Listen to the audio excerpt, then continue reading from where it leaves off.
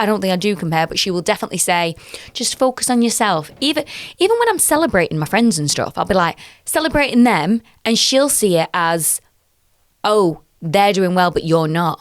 And she'll start comparing me. And I'm like, Mum, I'm not comparing to my friends. I'm celebrating my friends. It's a positive thing. My mother said I shouldn't, with Sarah and Michaela.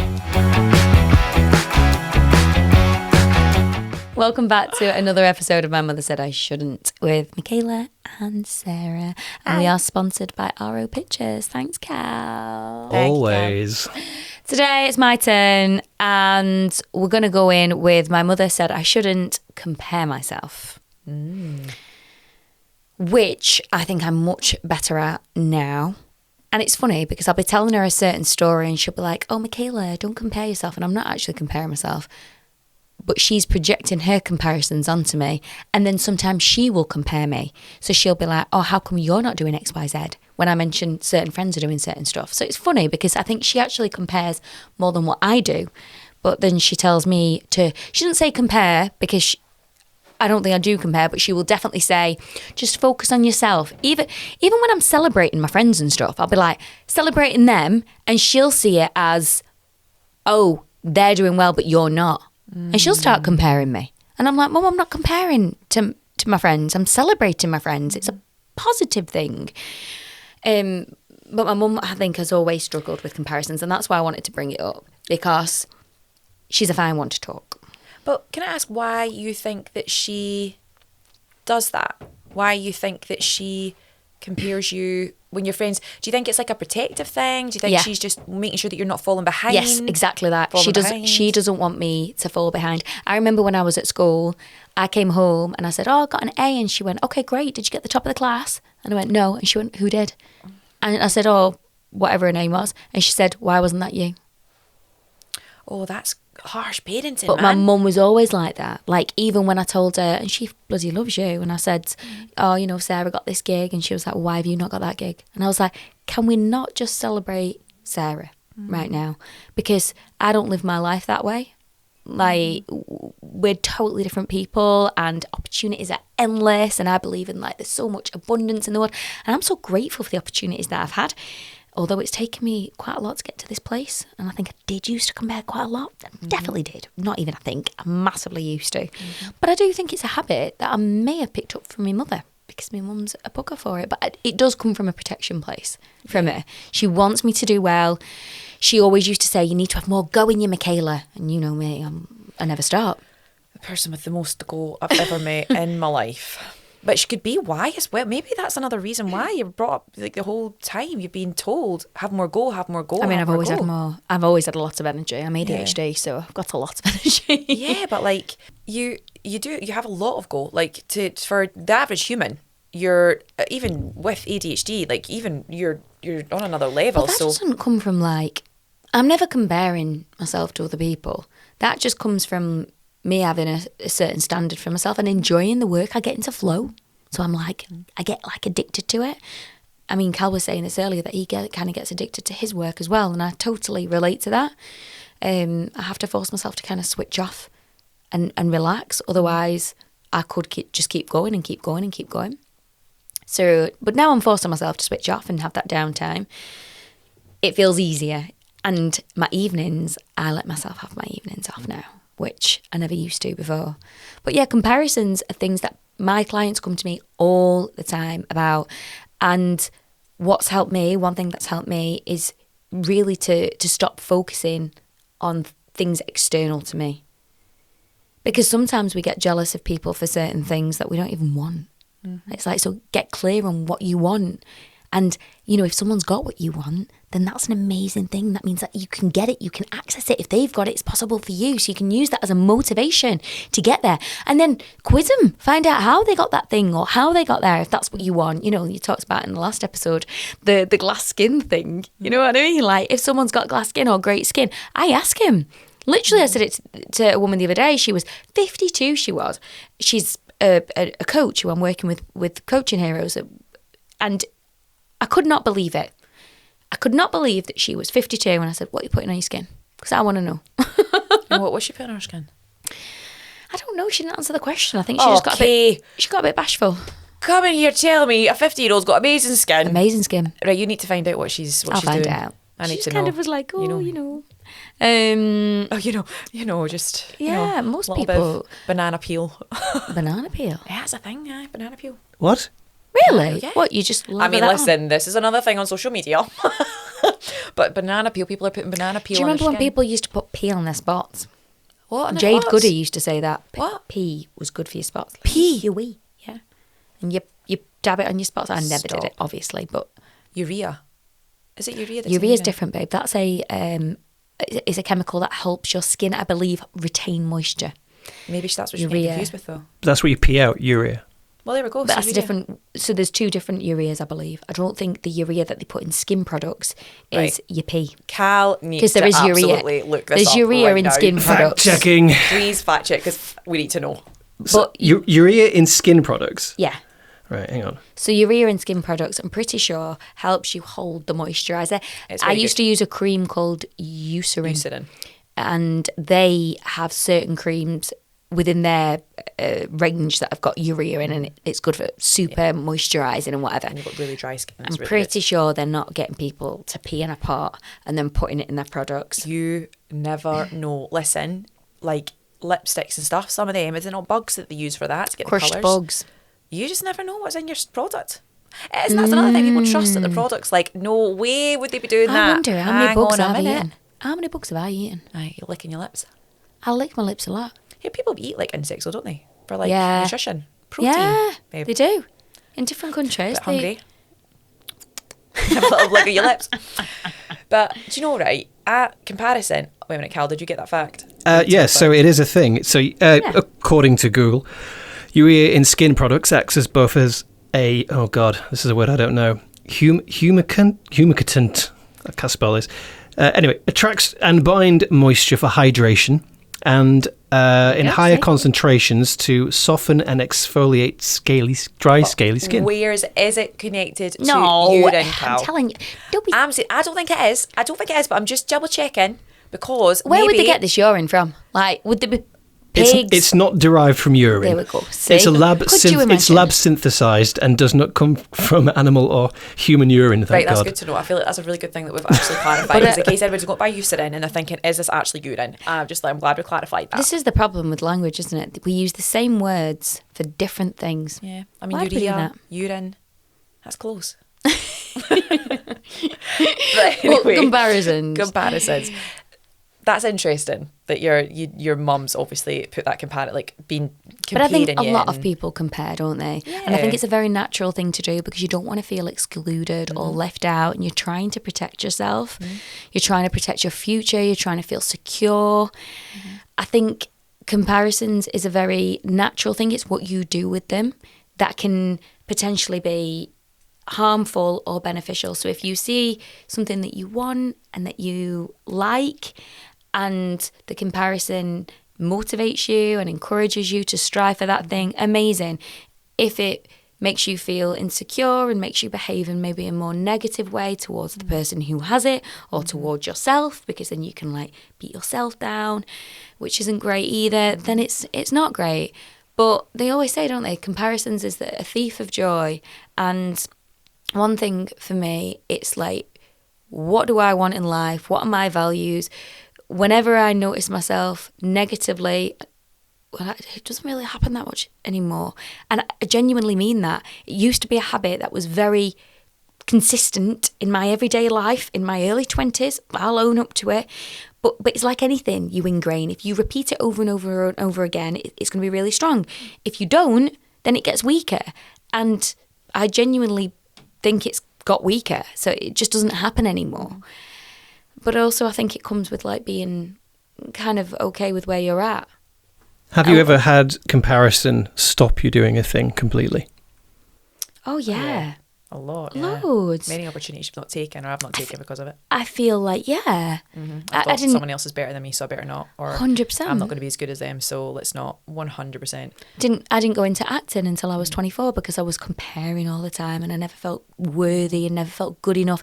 Didn't think I was from the background. Wouldn't apply to some came acting from jobs. a council estate. I didn't think that acting was a career for me. I was comparing my background and lack of money to other people's backgrounds who had so much money. And I even spoke to you about this the other day, that I was working on set with a guy.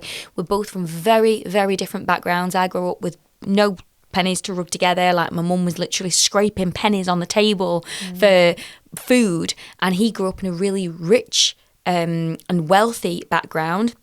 And both had when I was listening to his stories, I was like, wow, that's horrific, some of the things that he was telling me. And both of us felt not good enough. So he suffered with guilt, thinking that he didn't deserve success in the acting industry because he'd had money growing up. And I suffered from imposter syndrome. This wasn't a place for me, a society for me. I wasn't going to be accepted into this environment because most people who do acting have got money. That's, the story, the narrative I was telling myself. So we were both telling ourselves narratives of why we didn't deserve to succeed, right? And that comes from comparisons. So you can compare yourself down as well, not just up. Oh, absolutely. And I compared myself like The other way. Compare yourself up, not just down. Yeah. Oh, right, okay, yeah. Or is that the right way? God knows. I used to get comparison. I used to think with acting that all actors are really intelligent. Like, they were very good at the speech. They're very intelligent. They understand the script really well. Like, and I was like, I don't think I'm intelligent enough to be an actor. Like, or they spoke very proper. A lot of the actors that you'd hear, like especially the English ones, really articulate. Really articulated, and they'd speak very artistically and creatively, and could really delve in deep into all these different, like, it sounded almost philosophical some of the times that we were speaking. And I thought, oh my goodness, that's what I don't talk like that. I don't, and that made me compare. I think I don't belong in this room. I don't belong in this room because I'm not smart enough. I can't speak like that. So That's such an interesting thing. Like, I'm not smart enough. You hear about comparisons with physicality and beauty, but you don't often hear it as much about intelligence. And oh my goodness, I think that holds back a lot of people when it comes to intelligence and the fear of not being good enough. And even when you go into or applying for jobs, like, I've been applying to some jobs and just some of the things, I mean, I'll read it and be like, oh, I don't think I'll be good enough for that. Better not. And then I'm just applying. I'm literally pushing through and I'm like, absolutely no chance. But in the past, I'd have been like, oh no, I can't. I better not. But the problem is you're shutting yourself off and you're already making that decision to say, okay, I'm not good enough, so I'm not even going to try. And you just never know what they're looking for. And you've got to start somewhere. Yeah, absolutely. You've always got to lean in and start. As you know, I've got a couple of opportunities that have come up recently that I've never done before, So I'm coaching coaches how to be coached. I've been a coach for a very long time. I have my qualification, but it's brand new and it feels a little bit uncertain. And I'm like, oh, and I've been a teacher for years, but I've not done this area. So that feels a little bit scary. But at the same time, old me might have avoided it and then continued an avoidance cycle, because you get rewarded every time you avoid something, don't you? It causes a release. But new me goes, no, I've got to start somewhere.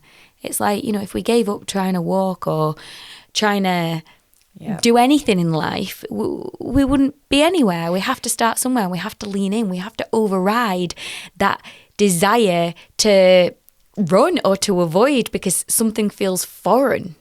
And I think as well, it's like, even to start things, like, so when you're trying to like start up your own business and stuff, I think it's quite overwhelming when you go onto people's pages and you see how well they're already doing. You think, oh, someone's already doing it. I can't. Well, it's a perception, isn't it, of how well they're doing. So you compare yourself to it and think, I can't be good enough. I won't be able to achieve what they've achieved. And then you don't even start. So it's stopping you from even beginning your journey because you're paralyzing yourself looking so far into the future. I mean, these people have probably been doing this for like 5-10 years. And they probably had the same thoughts as you. Yeah, but they just persevered anyway. Yeah. Do you know what I mean? It's like they probably started and there was loads of people who were their competition and they were thinking, well, they've already got so many thousand followers or they've already got this and they've already built an empire that's got like 10 employees. But if you sit there and think, what's the point? You're never going to take action. You're never going to move through it. So these comparisons can really get in the way of us taking action. It has. It's done. It's some with me. It's been like there's a lot of time. It's taken me a lot of time to actually make certain decisions and but they can do also things. fuel you, because for me, I can look at that and also think, well, if they can do it, I can do it. Maybe I can do it better. See, I think that's a really powerful mindset though, and I think a lot of people wouldn't have that. Like a lot of people will, like, it'd be good if everybody could manage to get to that space and be like, I could do it better. I never had that. But you've worked on, that's what I'm saying, you've worked yourself to it, which is incredible, because a lot of people to actually look at someone and go, do you know what, that I can do better than that. That is maybe powerful. I can do it better, or maybe I can give my knowledge. I'm unique. I've got unique experiences that I believe my coaching will help a certain type of person who aligns with who I am, my values, my experiences, my past, right? Maybe in a way that that coach that I'm looking at, who's super popular and doing really, really well, doesn't. That's what I was going to say. Like, when you see someone and they are doing so well, it's like, well, how can I do that? If they're already doing it, what am I going to give to anybody else? And it is your unique space, your unique experience, just you in itself. But even giving a focus to these negative thoughts, every time you bring yourself down, every time you put yourself down and you compare yourself negatively to other people, you're reinforcing that habit. Yeah. And that's not a habit of motivation. That's like putting all the bullies that you had in high school into your head. Yeah, it's like your brain, and it's going to keep working against you. Yeah, it's going to keep you stagnating. It's going to keep you from taking action and from not moving forward. And really, when you think about it, so what if I fail? So what if I try and it goes wrong? Am I ever going to regret trying and it not working out? No, I'm never going to regret that. I will regret not doing fuck all. That's what I'll regret. I know I'll regret that. Yeah. I suppose it's a question of where do you want to be in 10 years' time? Or 5 years' time? Who do you want to be day to day? Yeah. Do you want to be someone who leans in and leans into a life that they desire and they want? Or do you want to be someone who avoids and gives themselves excuses and allows other people to dictate their worth and what's possible for them? Like, I don't want to be that person. I can't be that person, because I know that I'll get to the end of my life and I'll think, I allowed judgment, I allowed false narratives, that all came from me to dictate the action that I took, and I haven't lived a life as full as I could have because of it. No, I refuse. I refuse. Yeah. I think we give way too much power to other people. I think I've been guilty of that. I gave way too much power. I behaved in a way, especially after like the abusive relationship. I was going on dates and I was a chameleon. I was trying to be whoever they wanted me to be. I didn't even know who I was anymore. I'd lost myself. And I think after you've been through something like that, you start to reevaluate everything. You start to be like, I'm taking my life back. I'm taking it back. I'm never giving that up again. Which is interesting, because then that's like you're saying, I'm never going to give that up again because of the relationship, and that's why I think that's why it keeps a lot of people in this space of that puts that onto a relationship, that if I'm in a relationship I lose myself, so stay single and I will manage to not lose that. Wasn't obviously, I took accountability for that, because I'm not blaming that person. No, because I allowed certain things to happen, so some changes needed to go on inside of me in order for me to find that person that I wanted, that lifelong partner who was going to give me that respect and that love that I and everybody else in this world deserves. And it's about going on that mission to find out where was I responsible, because I was responsible in some of those in an area, in a few areas. And asking yourself, obviously you can find out I was responsible, but again, it's safer to it's not safer. I'm just saying that obviously from some people's perspectives, that in people that are out there in this position, that thinking if you've experienced that, then I'm learning, I'm growing, cool, this is now where I'm at, but I'm safer here, like, because this is, nobody will ever rattle me again. And I suppose you can get stuck in that, nobody's going to rattle me again. So if I don't let anybody else in, then I'm safe, because nobody can ever touch me like that again. Yeah, and then you get to 19, you're on your deathbed and you regret it. This is it. So it's like having the courage to kind of break through from that anyway. People don't look into the future. That's the problem. We live in a society that rewards kind of with dopamine and serotonin hits, aren't we? You know, we very much, it's funny, isn't it? Because people are always like, you need to live in the moment and get present. And in some respects, yes, absolutely we do. But in some respects, we also need to start plan. People need to look into the future as well a little bit. Like, yes, we need to live in the present 100%, but we also need to remember what we desire and what we want, and be really really think about that. And where we want to be when we're 80, 90, what we're looking back and thinking.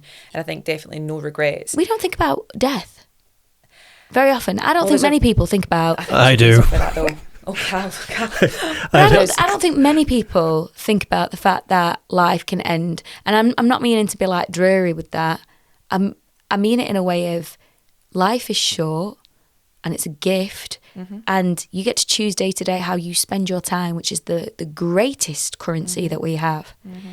And when you think about that, and you think about one day this will all be over, it starts to put shit in perspective. And then you start to think about, why am I jealous of X, Y, Z? Why am I worried about not having this? Why am I worried about keeping up with the Joneses? But it's hard. You can get moments of that, though. You get moments of, when you lose someone close in your life, when you lose someone dies in your life, and you remember this is short, or someone you get sucked into. You do have those moments of clarity. But it's how do you actually stay in that moment? How do you stay within that space of being so clear? Okay, life is so special. It's magical. It's a gift. It's we'll get one shot at it. Why are we allowing other people to dictate how we live it, and comparing ourselves to others? But I think life is very hard not to get swept up in that, especially within the social medias and the judgments and things that you give, and then again your brain fights against you. But it's not allowing other people, is it? It's not allowing other people. I think when we compare, we're allowing ourselves. We are, yes, absolutely, we're allowing ourselves, but you're then allowing other people, other people's thoughts, you think that what they're thinking, you think what they're thinking. Yeah. But that's your perspective of what you think they're thinking. Yeah. That's where it's ourselves. Or not it's all always, coming though. from us. Sometimes you get people that are like, that they might say something, that people might say things to you that you allow to affect you. And at that point, you that's again a decision of, will I allow that person to affect me or not? And I know like people are like, I think some people that I've heard, people will be like, I'll just imagine it. Like, I'll just imagine them one day you will be dead. And I'm going to let someone that's going to be dead one day That's affect Alex me. Hormozy. Is that what he says? One day I'm going to be dead? I told you that. Yeah. He literally says, he says that if someone pees him off or whatever, he looks at them and thinks, you're going to die one day. So it doesn't affect him. And this is the thing. God, we're all human. And of course I get affected by people, especially a loved one. If I think I've hurt or upset a loved one, I'm going to feel that. Absolutely. But I think we can often, and I've done this, I hold my hands up, fall guilty of putting the responsibility on other people for us, for the reason of why we've not taken action. Like, I didn't take action because they made me feel a certain way. Whereas now I'm like, I can't give other people that control over my life. I have to be responsible. I've got to take that back. And the only way I'm going to do that is to be accountable as much as I possibly can. And sometimes I get it wrong. Sometimes I do sit there and, feel a bit shit about myself, and not want to take action. And that's okay too, because I'm human. But most of the time I'm working hard every day not to practice certain habits that keep me stuck, that keep me feeling negative about myself and negative about other people around me, that keep me locked into a fixed mindset, that keep me not being curious, not expansive, It's hard and it's difficult. I was going to say, it's a thing that you have to do daily. Like, I will try and do it, and then when I find myself not doing it and I slip a little bit, I will go into more the negative space again, in my negative mindset. So it's like literally every day. So every day I'm practicing, even with my affirmations in the morning. Like, I tell myself in the morning, like, I am grateful for keeping on lifting myself in the morning, like you're saying, your morning habits. Like, that's one thing that really helps me, like waking up, meditating, and then do my affirmations to remind myself actually how grateful I am. Are you giving yourself reasons on your affirmations? What do you mean? So, like, give me an example of your affirmation. What? So I give myself? Yeah, like, so what might you say? I am what? It'll be affirmations I listen to on YouTube.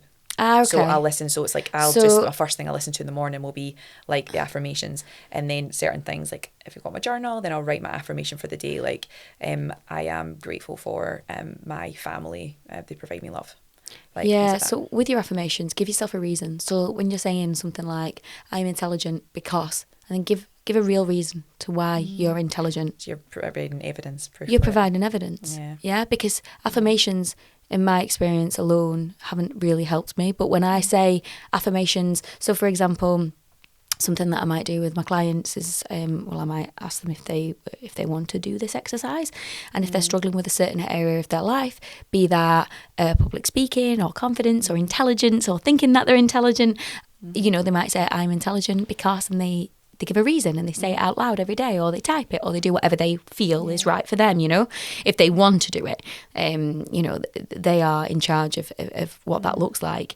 But that, we learn things over time, and to unlearn them requires not only repetition, but we need to believe it.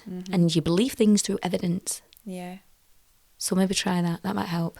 I like that. It's also like, listen, you get moments in your life when you think, you hit moments you think, what have I actually done with my life? That's always a big thing that comes up. Like what have I done enough?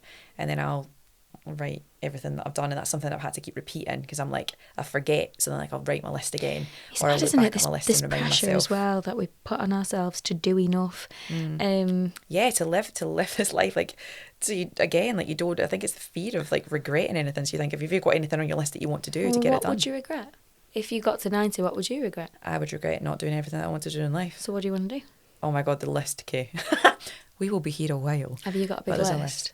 I have I think the list of like, travel and stuff, and the love, the children, the just different things I'd like to create in a business and things, and different things I'd like to create, and different things I'd like to learn and put under my belt on my skills, like loads of stuff. But I've always been like, oh, I could do this, and actually I'd love to be able to do all of it, live in another country again. Like, Sometimes there's too so many much. options, isn't there? Well, in a world where there are so many options, it's like it's hard to decide what ones to choose, because we're in a beautiful stage where there's so many opportunity, like so much opportunity out there, and so many different things that we can actually do that are available for us now because of obviously everything is online. But sometimes it's so much that you're like, how do you zoom in on one thing and choose one thing? It can be overwhelmed with that. And that's the thing. It's like with so many options and so many things on your to-do list, will you ever be satisfied? Will it ever be enough? Yeah, will it ever be enough? Will you ever think that you've managed to do everything? And because there's so much that you see online that you can do, will you think that you've managed to get everything ticked off the list before? And this idea Final of day. ticking things off a list. I used to go on holiday and I used to write a list of things that I needed to do. And I would be like satisfied once I'd got to the end of that list. And it was almost like I forgot to experience the actual holiday. And now I don't do that anymore. I don't write a list of things that I want to do or see. I just kind of try and enjoy the experience and be in the moment. Because I was like, I'm just ticking things off to show I've done them, and then take a picture here and upload it there. Do you know what I mean? See, I like to, Crazy. I'll look at places and be like, there's a picture, and then I'll take a picture. And I'm like, okay, so that's one place I'd like to see. So if there's places, like, I'll just take pictures of it and try and get there. Because I love to, both of us do, but I love to explore. So I'm like, okay, where do I explore to? Where's the things to go and see? And I love to go and what's like quite be nice there as and well? see it. Absolutely, but what's quite nice as well is when you don't have a plan and you just like bump into things and you see things. And did that in Croatia recently, and I was found like the underground tunnel where the Game of Thrones was filmed and stuff, just from walking the streets, and found this statue with a gold toe that you're supposed to tickle, and it gives you good luck. And do you know what? Yeah, literally. So there's all these different things that I just kind of stumbled across, and then there was other things that I was like, there's a viewpoint that I wanted to see that I'd Google, because I love views and stuff. But when I was younger, it was see this cathedral, see that, see this, just because it was on like the top 100 to do. And did I really want to go and see that, or was I just doing it to tick things off? To say you've seen it. Yeah, and I feel like we're in a bit of a tick things off culture rather than a experience culture, depending on what you truly love, value and appreciate. You know what I mean? That's my experience anyway, especially being younger and in my 20s. I definitely felt like I was doing things as a tick box thing rather than this is what I really want to do. Yeah. Do you have something that your subconscious keeps bringing back to you in terms of something you want to achieve? Like you just, without even thinking about it, it just pops in your head now and again and go, oh yeah, I really want to do that someday. Well, I'd like to run my own successful business. The financial freedom through my own business. in some sort and helping some people in some sort of way. But that's still trying to figure that one out. I have always wanted to like inspire kids who have come from all backgrounds actually, but particularly kids who suffer with their mental health or kids who come from, you know, challenged backgrounds to inspire them so that they can believe that things are possible for them, that they can turn their life around and things like that. That always comes back. I always saw myself doing that with acting. Yeah. That's where, you know, so it's always in my head when people say, why do you want to be an actor? I love the craft, don't get me wrong. Yeah. But I would want to use it for a positive. Yeah, and I think a lot of actors do, like Matthew McConaughey and Leonardo DiCaprio. There's loads of actors out there, Reese Witherspoon. They're all doing these incredible things, aren't they? But what's interesting now is those social media people as well, though. Like, it's not even just people in films. Yeah. Like, people on social media, like, what's it called, The Beast?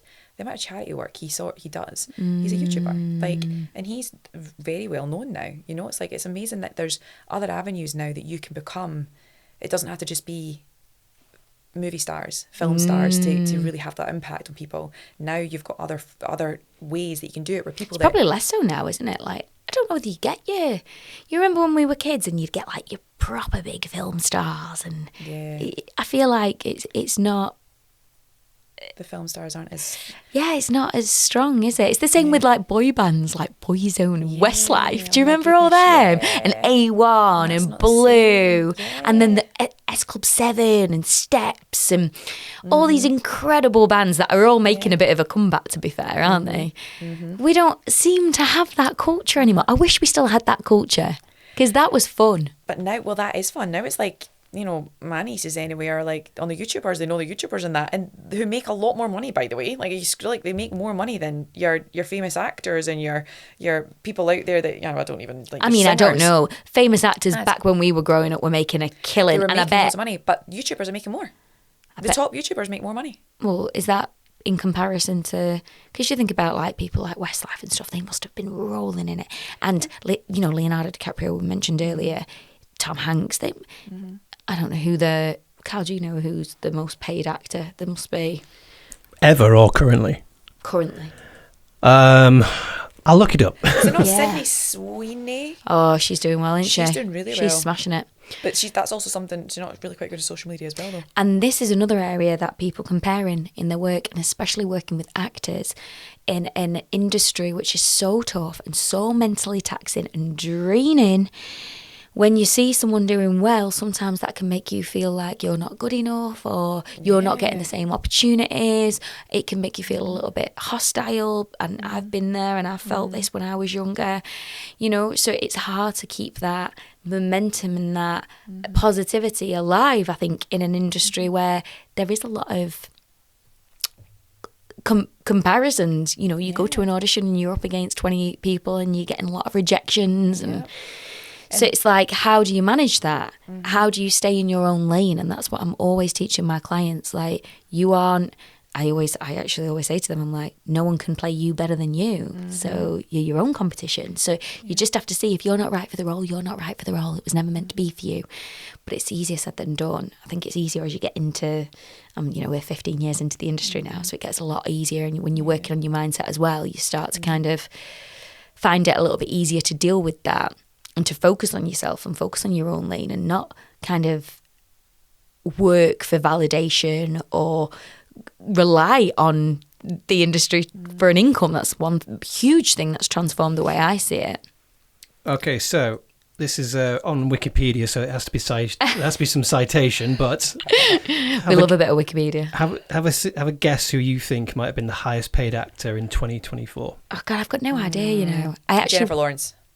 Really? So it's got to be a man. So I got it for men and women last year. Oh, just tell us. I've got no idea. Okay, it's Dwayne Johnson. Okay. Really? According to this, made $88 million, and this includes not just the films they're in, but all the other sort of, you know, projects they're involved in, what they made.